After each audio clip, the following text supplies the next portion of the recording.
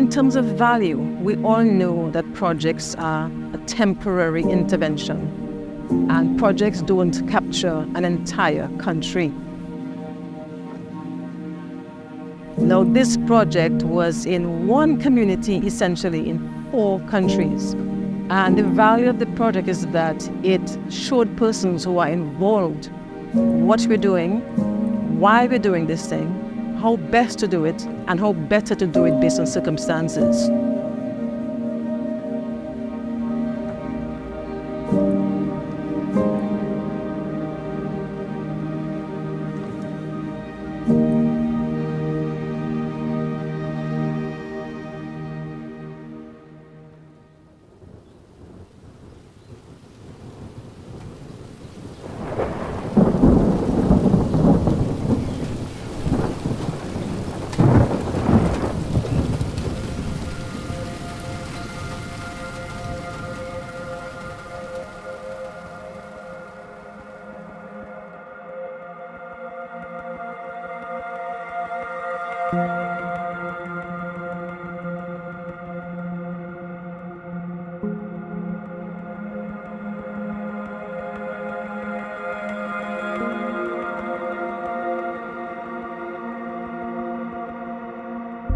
Basically, the project came at an important time as we are now still recovering from the passage of 2 major storms. We had Tropical Storm Erica, and then we had Hurricane Maria in 2017. I think Erica was in 2015. And this did a lot of damage to our landscape. And most of our agriculture areas got affected, especially persons growing things on the hill slope, because most of our agriculture is done on the hill slope. So we had quite a bit of damage to the terrains and the areas that persons were cultivating, doing agricultural cultivation. Likewise, a lot of the feeder roads and the farm access roads were damaged. So now this project intervention is focusing on helping do some restoration in terms of land stabilization. And what we did some time ago was to do a reconnaissance survey of some areas that were critical in terms of vulnerability as it relates to land degradation and showing evidence of erosion on the hill slope. So basically this project is going to contribute towards using some low-cost system, which is we're looking at the whole eco-engineering, eco-based type approach, using something that is very cost-effective to the farmer, as well as something that could catch on easily, since the practice is something that we have been doing in the past.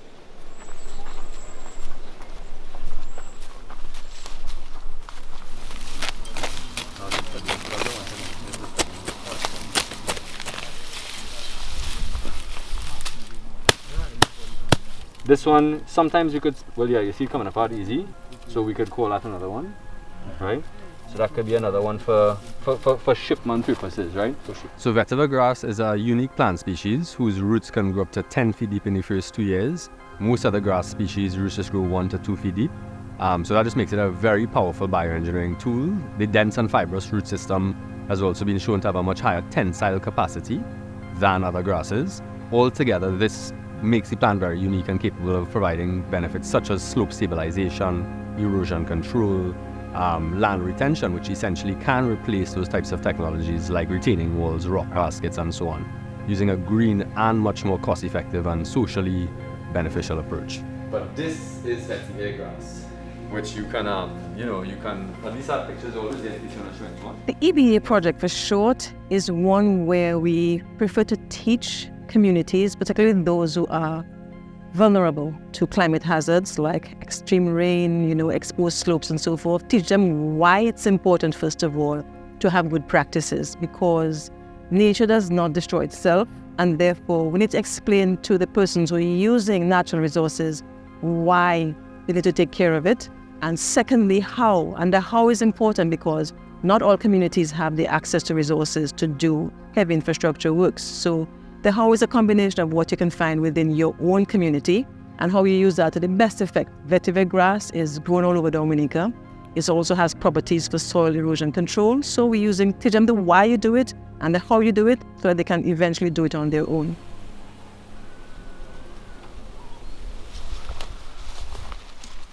A beautiful component of the project was to actually come in to do the kind of looking at the vulnerabilities of the country and seeing how the proposed vetiver as a solution to dealing with land stabilization. And we also got the sort of commitment from the participation of a number of farmers to a meeting that we had. So we already started sensitization among the farmers from the community up in the Soufriere. And we visited the Kalinago territory for two reasons. One, the Kalinago territory is an area that is producing quite a bit of vetiver. We will be also assisting Antigua and Barbuda with material.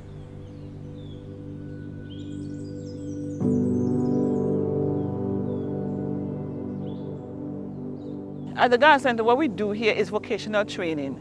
We are an agricultural-based organization under the Methodist Church in the Caribbean and the Americas. For the past 32 years, we would have exceeded over 6,000 trainees. The project that we are conducting now, we received the project through IICA, and it's coming through the CBF EBA project, Grassroots4Lavie. What I admire about the project is that it has added components or an added value, and an added value in the green business. And since it's a business and we are into entrepreneurship, it falls quite in line with what we're doing. So we are very pleased to have something like this going on here at the center. Our local IICA partner, Mr. Craig Thomas. From me, I have learned quite a bit about the vetiver grass. And if you want to say, when you're looking at vetiver, you can use different areas of it. You can get oils from it. You can get perfume, use it as a perfume component. You can also use it as for mulching purposes, and there are quite a number of value that is added to this vetiver project that we are in.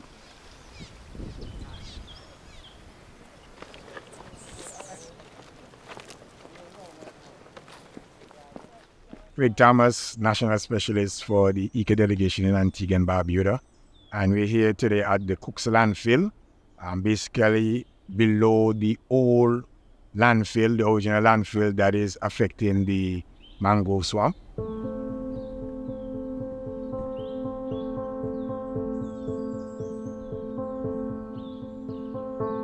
Basically, this is considered to be one of the largest mangrove swamp in Antigua and Barbuda, and it's basically affecting the biodiversity that basically lives or basically helps to enrich this mangrove swamp. And so we are planting some vetiver grass below, which will basically act as a buffer zone to control the leachate that is affecting the swamp. We basically did a consultation in 2019 where we were basically looking for the perfect site to implement this project. We decided to select the Cook's landfill after consideration, after consulting with different ministries. So you keep this to keep the soil. Yes. So each of these pieces of land is a private project. So they're selling these lots of land, and the developer would have had to face a cost, and whether it's retaining walls, rock baskets, or this. And you could imagine, well, if you picture those rows, you picture the roots under that, you could imagine how that will hold. Well, we have been one of the facilitators of this project under the assistance of IICA and, of course, of the IAM Foundation. We've been able to make this a reality. And, what is happening here is just really significant. It's wonderful that we're doing something of this nature at the landfill. And my eyes have been open today because I've seen that the landfill does cause some harm to our natural environment, the mangrove, and by extension, of course, the sea. And so to have this project done here at the landfill, I think is tremendous. It gives an opportunity again of securing our natural environment. The greatest hope and excitement, for me, the excitement is that this is a project that has a multi-dimensional aspect in terms of what I've seen in terms of the soap that can be produced from the roots, which I understand grow up to 10 or more feet, and also the basket, the oil that can be extracted.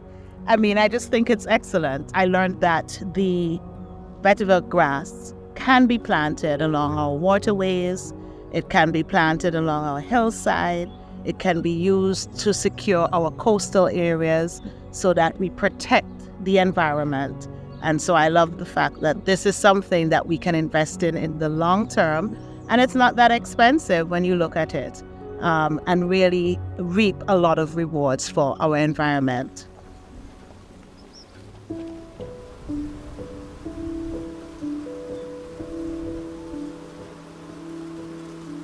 Well, Ministry of Agriculture contacted me and told me they have this interesting project and they wonder how we can partner with them to ensure that that project is a successful one.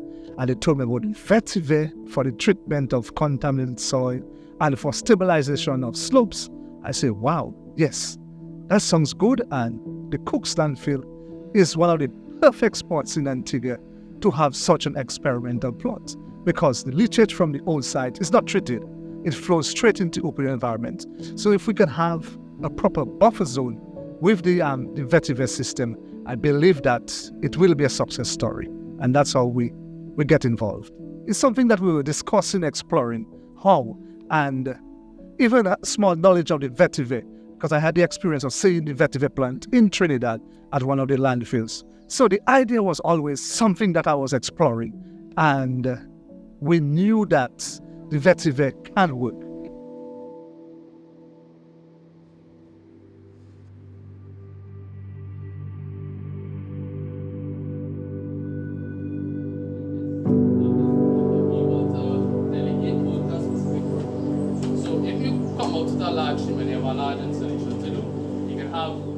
I am from IAMovement, and what we are really involved in is actually deploying and training people in the vetiver education and empowerment program. So that is a model developed by IAMovement. It's better known as the VEEP model, where it has several unique characteristics where we not only train persons in the vetiver system, which is the best way that you can install the plant, but we also offer trainings on handicraft. We do development of educational materials. Particularly purely just by observation, I've realized that Charlottesville is a heavily fishing involved community. They really love their sea, they really love the reefs. So you find that a lot of community persons get their livelihood from the sea, right? And in a situation where you have more and more sediment leaving the land and getting into the sea, you're gonna find it killing out your fishery stock. And given that importance and that value that fishing has in Charlottesville, we think it's very unique and a very good idea to particularly have it in Charlottesville, not only to protect the reef, but you're also giving the community, right? You're giving them a chance to fight for their own area as well. You want them to be able to identify on their own, be able to see areas that say, okay, well, no, maybe I don't need to put up the man-made solution. I can go with the nature-based solution, and I could essentially grow my own wall. I'm from the University of Florida. I'm a professor there. I work in forest ecology and remote sensing. And as you can see, I got my logos here and IFAS. So I'm very excited to participate in this project with a large group of people in many different countries. And my role is working with Dr. Almeida Zambrano and a larger group on the monitoring evaluation, mostly focused on environmental and socioeconomic impacts. And so I am a specialist in drone data collection as well as remote sensing in general. And so I am using our M300 drone here to collect LiDAR data, which basically is shooting lasers. The lasers enable us to create a very accurate map of the ground surface right now. And then in a year we come back and we collect again a very accurate map of the ground surface in a year. So then we can subtract them from each other and we can see exactly how much soil has been lost and potentially where it's going. And so we're trying to collect fairly large areas in places where vetiver has or will be established so that we can monitor the soil impacts of vetiver establishments, which, as we know, is a key outcome in having a much stronger root base in the soil.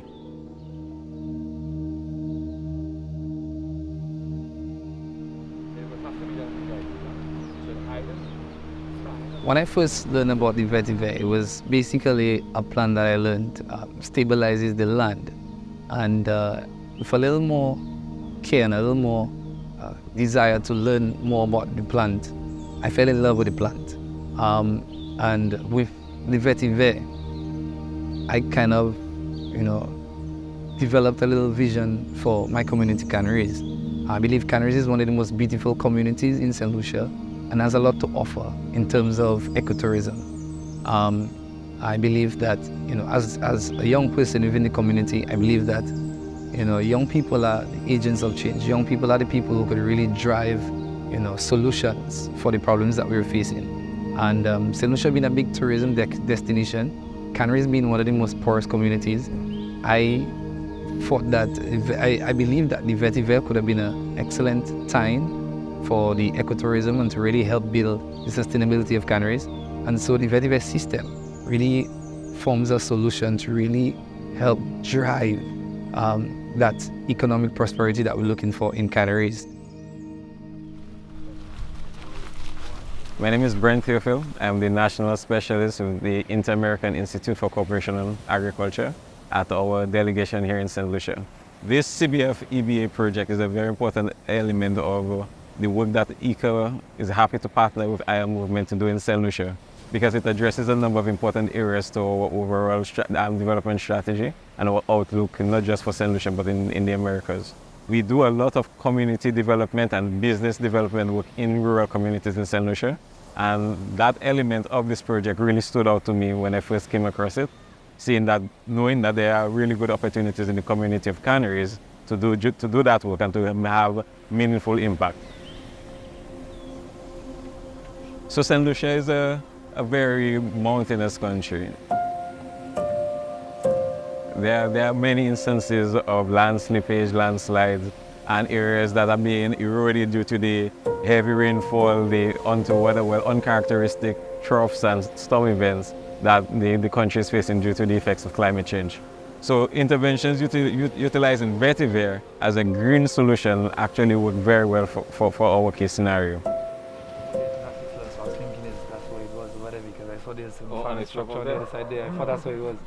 Yeah, I think we could probably do both areas. Over the last week, what we went through some training. A lot of young people in the community got to be trained in vetiver, learn about the system more, than the vetiver grass. Also, we visited a number of potential sites and clients. One that I would really like to especially mention is the Corrie in Unstory.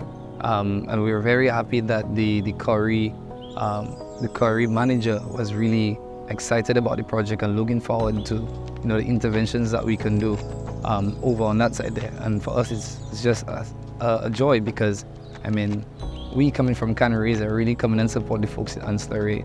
I think that's very special.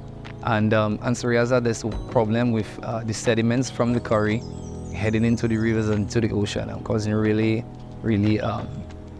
serious problems, for marine life.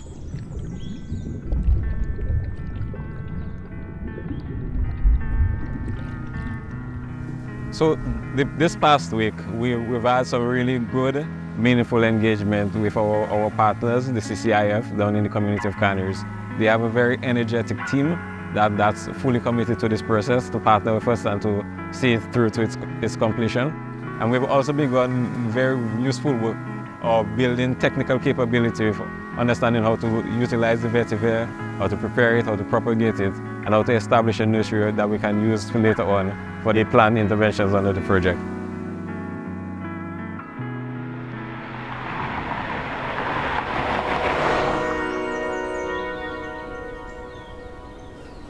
Okay, and then you can go as thin as this, because we are in the coming towards the rainy season, so we can go as thin as this.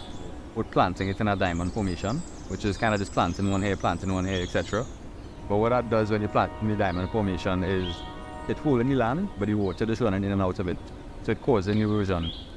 Planting vetiver and hedgerow formation on contour makes all the difference as compared to planting single plants sporadically, because the hedgerows create a continual barrier that slows down water runoff, prevents erosion, where if you have the plants planted sporadically, water could weave in and out of the plants, eroding and taking soil with it and that kind of thing.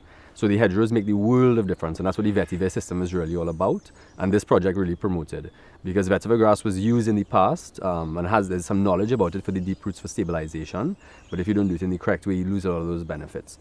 Now, planting on contour can be done using an A-frame, and in addition, what happens is this also creates like an underground retaining wall of roots, which really is what binds and holds the soil and serves as that, kind of quote-unquote retaining wall alternative.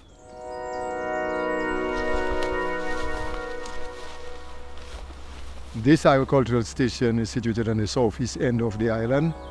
It is an area that when you come closer to the end of the hurricane season, you tend to get torrential rains. The topography of the land is not that flat. It's more or less a little on the sloping side. That's why we had the establishment of those grass barrier, the vetiver strips, to protect the land and to reduce erosion. So what we have done is to really introduce the concept to the staff, refresh those that had the knowledge already, and give a practical demonstration of how to go about establishing the counter lines and establishing the vetiver strips themselves along the counter. But the main thing is that once you put the first stake, that first stake will guide the rest, because the rest will be at this level, you know? We also want to utilize this particular site as a nursery site where we can generate the planting material. I think it is something that has great prospects, both for in terms of economic crop, but also in terms of protecting our fragile, soils, because of our slopes and our heavy rainfall. We are very, very prone to a lot of erosion. And if not protected, in 10, 15 years down the line, we will see the productivity of our soils dropping as a result. But when we institute corrective measures like these, we can correct it and also add some more lives that succeeding generation can utilize what we have in terms of our soil for crops and everything in Dominica.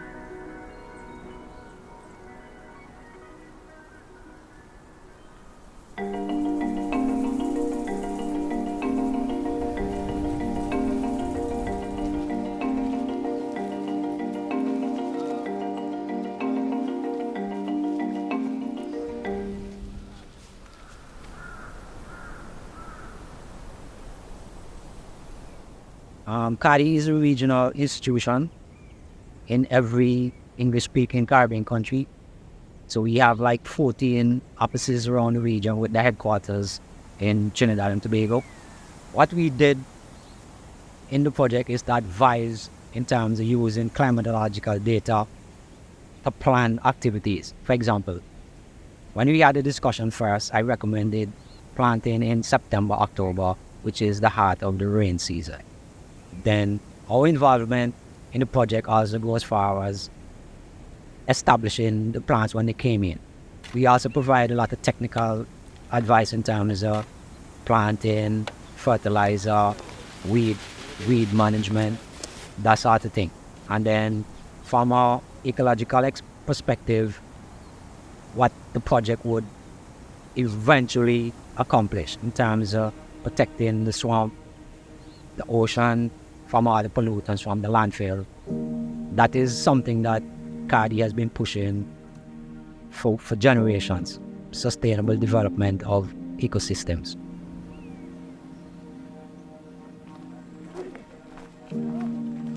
Some of the descriptive words, some people would say, and Antiguans can relate to this, they would say it's sweet, no joke. It's a different experience. It's something that they didn't expect, because a lot of people came into the training thinking that this was just going to be another room with another teacher, with another set of students that you don't know. But I feel like the couple of days that we've been working together, we've actually grown together as a team, we understand our purpose a lot better and we're able to work with each other a lot more efficiently. I mean, so far working with the Vetiver project has been a marvelous experience. We've done harvesting of plants, we've done separation of slips from craft materials, we've learned how to actually wash the roots so that they will be prepared for the essential oil making process. Another thing we've done so far is these site visits. Now these site visits are very imperative, because it exposes us to things that we couldn't just see on paper. It shows us the sites that we need to see, and it helps us to design the way we're going to help the vetiver become a part of the solution for soil erosion, mitigation of harmful chemicals, and just overall compacting the area to make everything greener and healthier.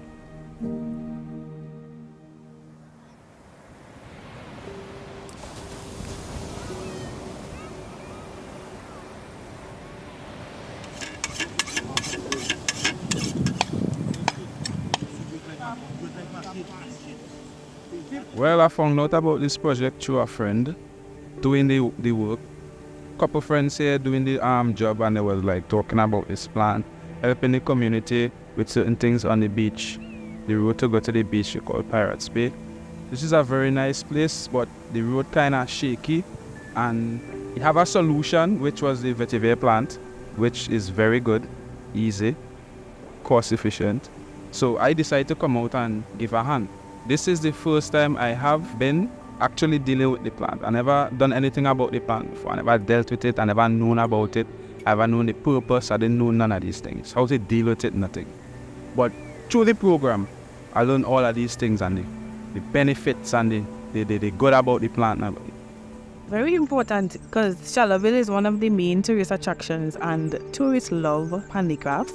So it can be very important when cruise ships come, we could do a pop-up shop, that sort of thing.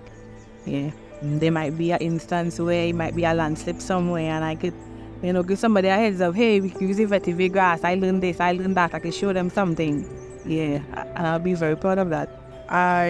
In the earlys, I learned to plant the grass growing up as a child. And for whatever reason, it just come to an abrupt end because nobody was focused on it like that as now. And when they came and do the lecture and thing, when Mr. Haynes said, I said, I know about this. And Mr. Haynes said it would have a craft section. I said, okay. And they come on street, and I was the top person in it. So now I am the tutor of this program. It's a very good idea, and I reckon it will work very good here during the little storms and things we just have and landslide. And I think it will work very good around the sea coast, because when a rain fall, the whole place dirty.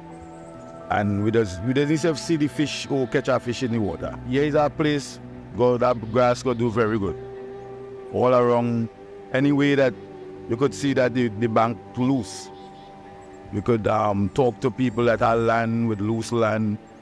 I reckon we could go on the riverbeds and straighten up plenty of the riverbeds around here that causing this water to go in the sea.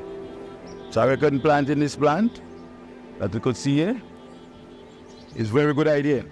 It's a very good master plan. I don't know who come up with it, but whoever come up with it is somebody that make a good step on the island and see what the island want. And we just go produce it. I reckon we have enough young people around Trinidad and Tobago that will learn about this plant and see much they could use it now and make a living off of it.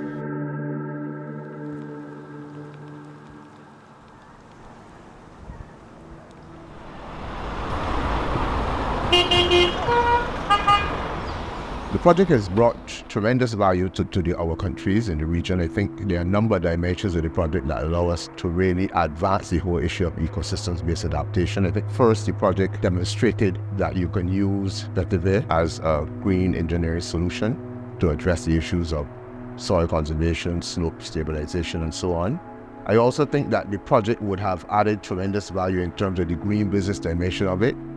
Since we have our community actively involved in all the countries, I think it was important for the project to demonstrate that we are also looking to achieve sustainable livelihoods, that we are looking to develop business opportunities for our communities, and therefore the green business dimension of it, I think, adds tremendous value. The project was very unique and added tremendous value in showing that we need to engage and integrate our communities into actions that we want to achieve if we're going to achieve sustainability.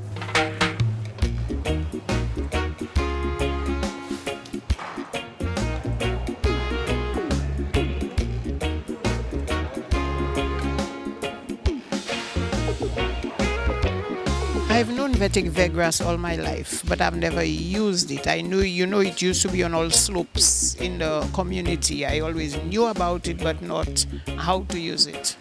Honestly, I believe that this grass is amazing and has amazing properties. To be honest, I never knew that something as simple as grass could have so many uses and could make craft What made me decide to join is I've always been a hands-on individual, and when I heard of the training, it actually spoke to me. And being a youth worker responsible for Castries North and Castries Central, it was an opportunity to learn the craft and to be able to share the information with others so that they can use it for personal gain or maybe for generating money for themselves in the future as well. So it's the first time I'm actually plaiting, and I'm looking forward to make my first mat of my own. It's a little patient work, and but once you get to know how to do it, it's rather easy. Well, I'm really looking forward to the different craft pieces, especially the color, the dye, and to get to know how to use the vetiver grass in the different forms and different areas.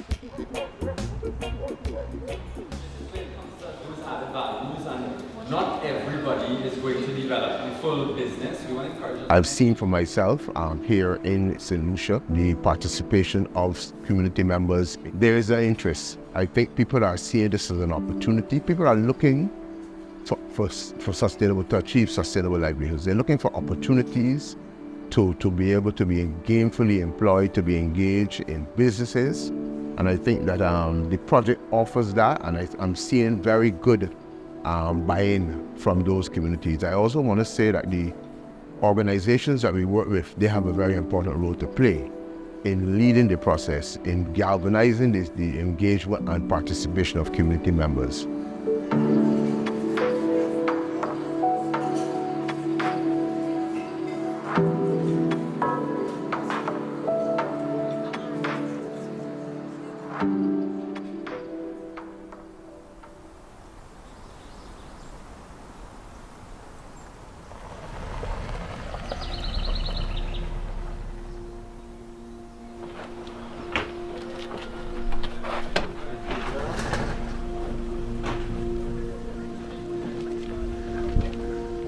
Today we are at the John Compton Dam, where we'll be planting the vetiver plant in order to solve the problem of erosion.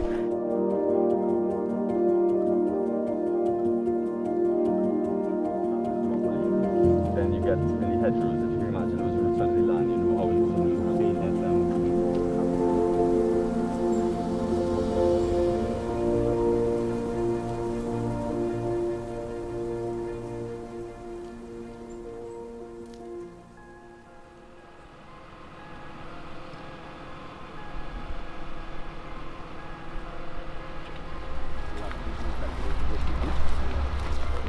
So from where they're working up that way, sedimentation will come down here and they run off water, the excess water from the processing, and goes to the two catchment areas there. They try their best to let a lot of that settle, and then what they say they do is when they heavy rainfall, a rainfall event, they'd open the exit valve to go out into the river. Okay. So this is, you said this is one type of a pond. Would it, there's an outflow, it just kind of catches here and then they... No, it's just the collection point. There's a big valve right here that goes to the ponds behind us. So they do release it sometimes?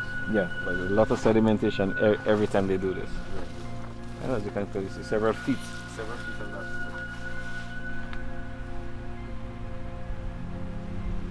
My name is David Henry, and I am the training assistant at this regional EBA environmental-based adaptation project. We're at the quarry right now in Ancillary, C.A. Williams Quarry, and if you look, you would see a number of young people getting involved in providing solutions to tackle the sediment situation in the Ancillary community, where the sediments from the quarry move into the river and then move into the marine life.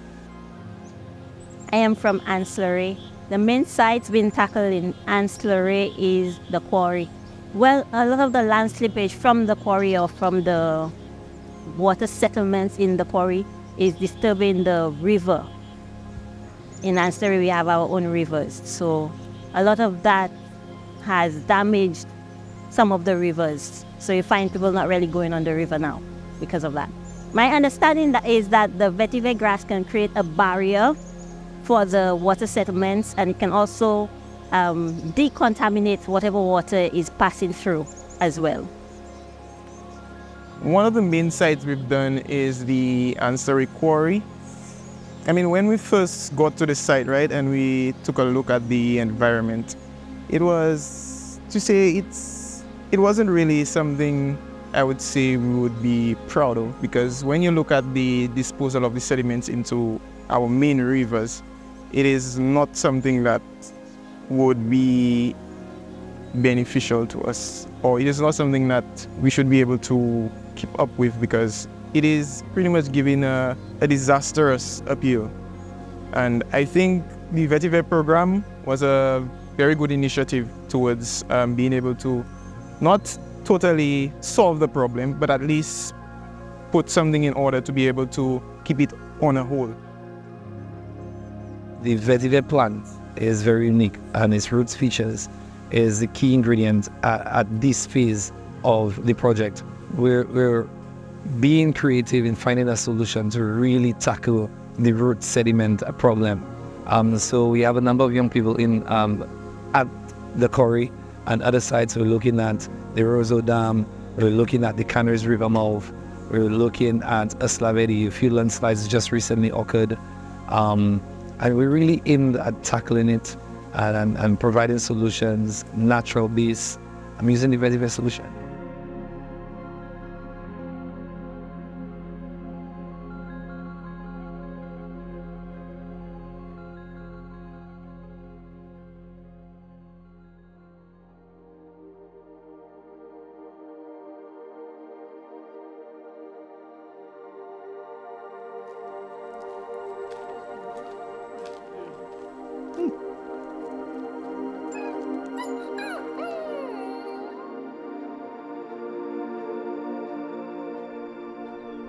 The place where I come from, Petit-Soufrière, is really plenty hilly, hillsides and slides. We get a lot of landslides, especially during the rainy season. Well, I heard about the project from a friend. Actually, he was looking for guys to come and work, and he just popped up at my spot and like, hey man, you want to work? So, you know, we got a project going on, and I guess that's when you guys were recruiting people. Well, this ongoing project has some significant value to the village of Petit-Soufrière. I would say in terms of financial income, they get to employ a few people. And then even for me, where I live, we have faced soil erosion and landslides and so on. So it's of immense value to the community itself.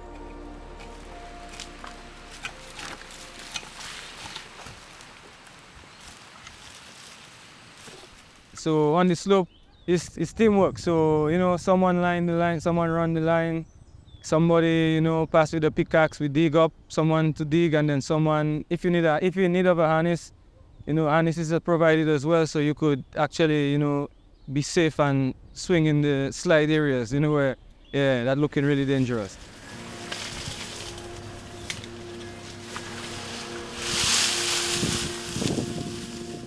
We had different teams from start, so some people had to organize from separating the vetiver roots to get the plants singled out, and then we put them in bundles of 10s. So yeah, it was easy to count when we planting. They had teams, you know, of people on the land chopping the grass. There were a set of people for planting.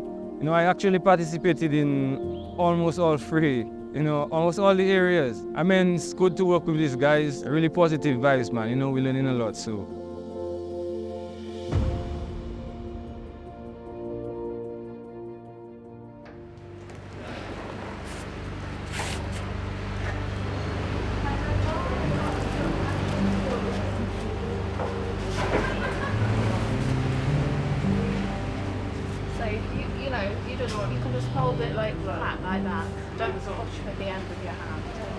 So you see what we're doing here? So you have to make sure you prepare all your strips. We can use this as a decoration, if you want to hang it, or to put in the labels. We are presently at the Sansove Primary School. This is the primary school that accommodates students from Petit-Soufrière, Sansove, Good Hope. And this is presently where the handicraft workshop is being held. We have, like I said, we had 12 participants here, so we use the outside of the primary school to hold the handicraft workshop. And this is also the community where the nursery has been built as well, where we grow the vetiver So it is a small community, but it is situated in between Petit-Soufrière and Saint-Sauvé. So this is presently where the handicraft and the nursery is installed. I believe the project, the whole vetiver implementation, will be very vital to the community of Petit-Soufrière on a whole, where we have the nursery, where we would have plants readily available for any program, for any site, or if anybody is interested in having their own business where they could actually do installs as per people creating walls and building walls where they have land slippage, they could actually do some installs. So I think it will be very, very vital to the community.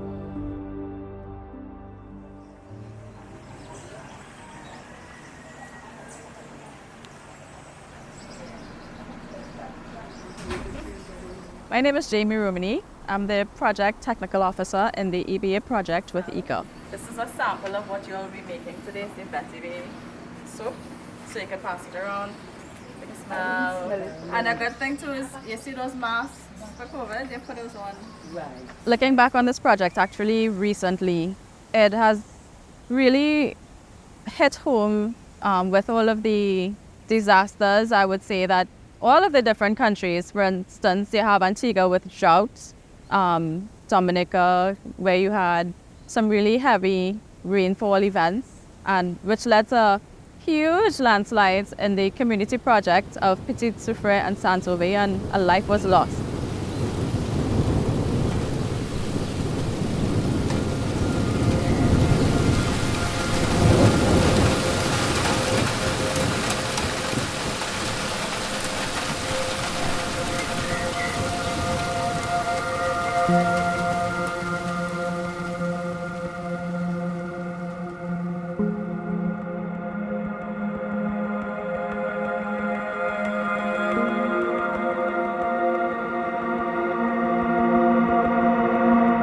Well, on November 6th, we had a tropical system, a wave and a trough, which affected the village of Petit-Soufrière and also the constituency. So we had some major slides, and we had two which cut off the road in Petit-Soufrière and had us boxed in for pretty much almost 3 weeks, especially the lower part of the community, which is called Forblé.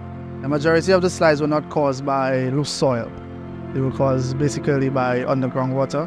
One particular landslide that you will see that was caused mainly because of, how would I say, it's like a poor drainage there. The vetiver program plays a major role, especially seeing that what happened on the 6th of November. A lot of people from the community themselves were even more interested in having the vetiver implemented on their properties and installed on various sites. Well, as the foreman of the vetiver program, I've been approached by many citizens from the communities and different places on the aspect of installing vetiver on their sites. Even in Tong, that we have had people contacting me and sending pictures or videos of their property who they would want to have a vetiver installation done to save their soil or their land behind their homes.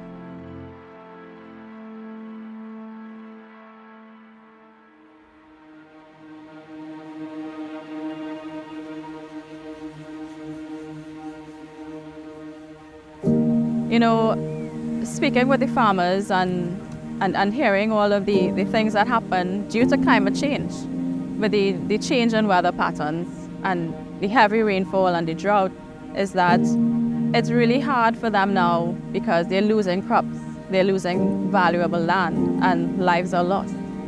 And one thing I have to say about this project, it is not just a native-based solutions project. It's not just, you know, using vetiver as an engineering tool, but ecosystem-based adaptation has another important component aside from the environment, which is human beings. And, you know, giving human beings a means to improve themselves socioeconomically. But sometimes we kind of forget the people are part of ecosystems. And ecosystems, you know, therefore we can't ignore people. If we want to help ecosystems, we have to include people. It's impossible to do this kind of work without including people in that picture. And therefore, ecosystem-based adaptation is all about looking at where people fit in the picture and trying to find these tools that could come and help the environment and help ecosystems, but how do they help people as well? And how can people work with them and support them? And what is the kind of mechanism for it to be carried forward by people and taken care of by people? Yeah, we think that makes it kind of special. It kind of brings that strong link between people and the environment together.